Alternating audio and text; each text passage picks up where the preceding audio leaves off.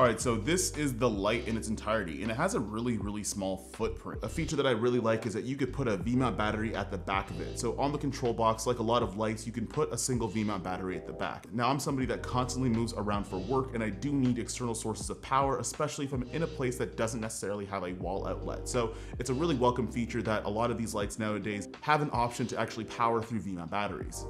On top of that, there's a really discreet clamp that attaches onto light stands. Typically for me, I put my control box and I just let it dangle off of my C-stand or my light stand, which truthfully probably isn't the best way to use it, but the fact that a light like this has a clamp that goes onto it that you could adjust and fasten right to the light stand means not only do you have to keep turning around a little string or whatever it's hanging off of to change your settings, but you're also able to have it there. It's visible and it's pretty sturdy and it holds there just tight. It also has 50,000 hours of bulb life.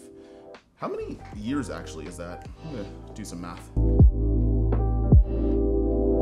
So after doing a bunch of math, that's about 5.7 years that the bulbs in this light's going to last for. What you will notice is that these barn doors are still attached to it, but you also get these like extra LED panels to give you that much more output and a little bit more direction in your light.